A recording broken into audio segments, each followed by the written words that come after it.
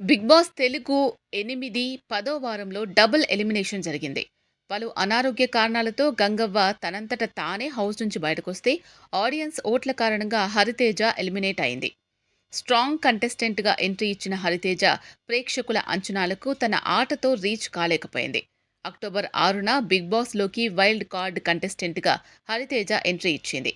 ఈ 5 వారాల్లో ఆమె సంపాదన ఎంతో చూద్దాం.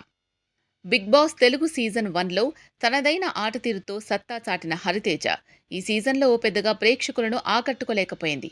కానీ బిగ్ బాస్ నుంచి ఎలిమినేట్ అయినప్పటికీ చెడ్డ పేరు లేకుండానే హుందాగా ఆట నుంచి నిష్క్రమించింది.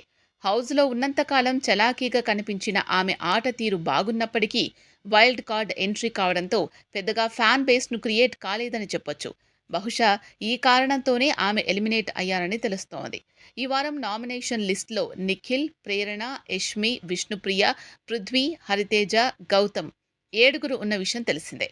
అయితే 5 వారాల పాటు హౌస్లో కొనసాగిన ఈ బ్యూటీ ఎంత రెమ్యునరేషన్ తీసుకుందో తెలుసా? సోషల్ మీడియాలో మంచి పాపులారిటీ ఉన్న హరితేజకు బిగ్ బాస్ ఒక్క వారానికి గాను 3.5 లక్షల రెమ్యునరేషన్ ఇచ్చారని తెలుస్తోంది. అంటే రోజుకు 50,000 రూపాయల పారితోషికం ఆమె బిగ్ బాస్ నుంచి అందుకుందని టాక్.